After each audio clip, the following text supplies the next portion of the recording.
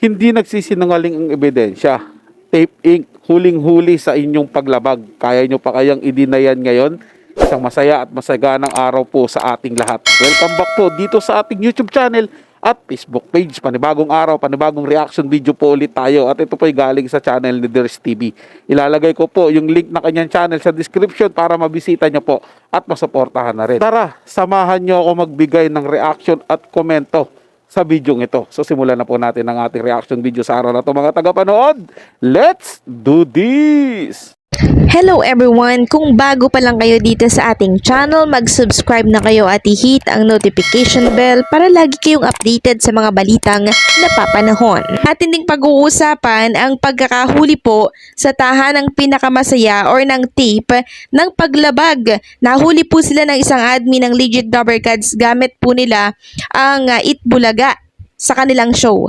Mamaya ipapakita ko po sa inyo yan. Maging yung link ng pa-QR nila na code. Andun din po yung salitang EB na dapat sana ay pinalitan na po nila, no? So ipapakita ko po sa inyo lahat yan mamaya. Pero bago ang lahat, alamin muna natin ang mga ratings ng noontime show per January 9, 2024.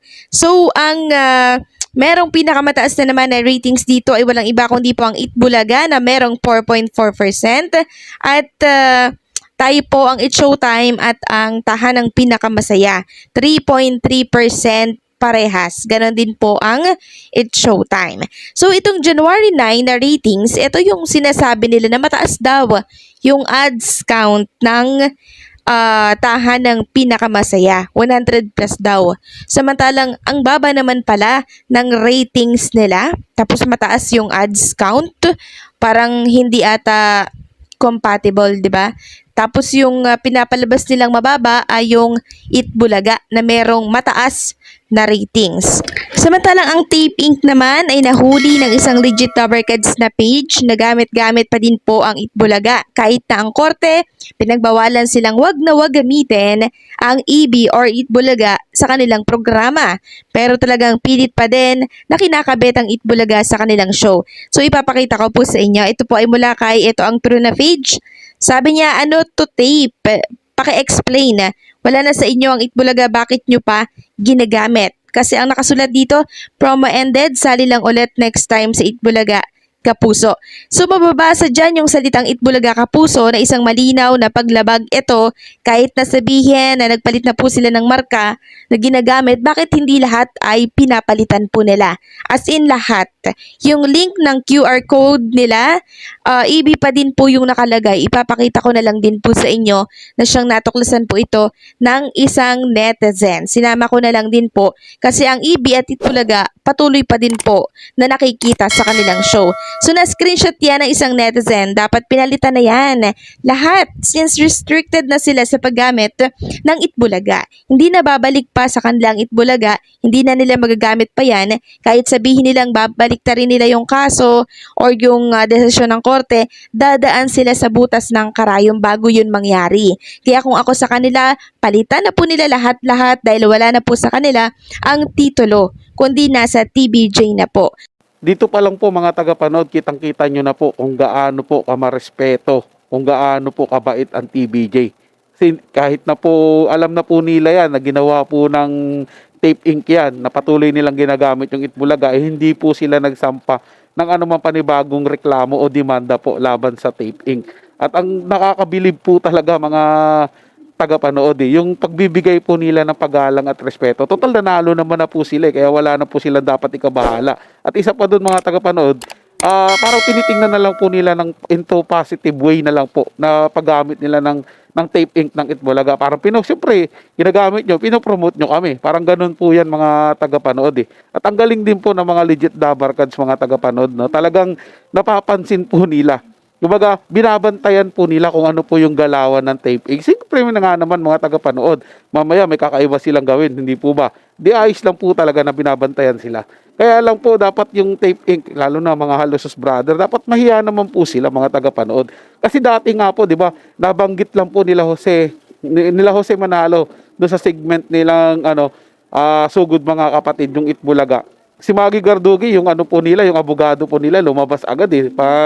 Nagpahiwatig po kaagad sila na pag-aaralan daw po nilang idemanda ang TVG dahil sa paggamit daw po ng Itbulaga. Tapos sila to ngayon sila po ngayon mga tagapanood, ginagamit pa rin po nila. At yung mga host po nila, imakailang ulit pong sinasabi yung salitang Itbulaga at EB. Pero wala po silang narinig sa panig ng TVG. Doon pa lang po, makikita nyo na po mga tagapanood kung sino po yung mabubuting tao eh. Kung sino po yung marunong magparaya at marunong pong rumespeto. Kung sa iba-iba po yan nangyari mga tagapanood, o sabihin na po natin yung TVG ang gumawa niyan, baka sandamukal na kaso na po ang pinadala niyan, hinain ng Tape Inc. laban sa TVJ. Ganun talaga mga tagapanood eh. Mangingibabaw talaga kung sino yung mabubuting tao eh. Ito na lang, sa ginawa na lang po nilang pag-hocus-pocus po dito sa sinasabi nilang marami po silang advertisement. Pero mo 100 plus mahigit, 140, 114, tapos 64 lang sa TV, sa Itbulaga ng TVJ. Yun lang daw po yung advertisement ng Itbulaga noong January 9. Tapos sa ratings naman mga tagapanood, lamang na lamang po. Tambakan po yung tahanang pinakamasaya nila. Tapos maraming advertisement. Paano po kaya nangyari yun mga tagapanood? Po ba? Mababa yung ratings. Ibig sabihin kaya nga mo po mababa ang ratings kung tinanonood. Tapos maraming advertisement. So parang mas pinipili pala ng mga advertiser na magpa-advertise doon sa mga kokontihang nanonood. Parang baliktad po ata yun mga tagapanood.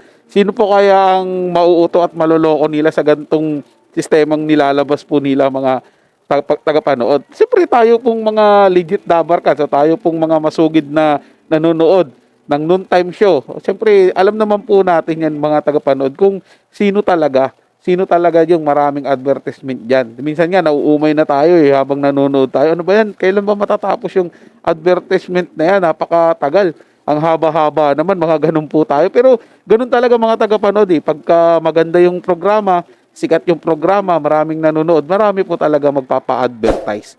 Di po ba? At hindi po hinuhokos-focus yung mga tagapanood na gaya po ng ginagawa ng Tape Inc. na kung ano-anong pakokondisyon sa kaisipan ng mga tao para lang po masabi na umaano pa rin sila eh. Kumbaga kumikita pa rin yung programa nila. Alam na mga tagapanood, para siguro masabi ng GMA na kumikita pa yung programa at i-renew pa sila pagdating po ng ma-expired na yung kontrata nila. Wow, magandang taktika nga naman. So yun lang po mga tagapanood. Nagustuhan nyo po yung paksang ating tinalakay sa araw na to. At kung kayo bago lang po na napadaan dito sa ating channel, huwag nyo po sanang kalimutan na mag-subscribe. Hit nyo na rin po notification bell para lagi po kayong updated sa mga bago pang video nating ilalabas. Share, like, and comment din po kayo mga tagapanood. Natin yung babasahin at pupusuan. So hanggang sa muli po, ito yung Tagapanood TV. Komento at opinion lamang, wala pong personalan. Paalam po at mabuhay po kayong lahat.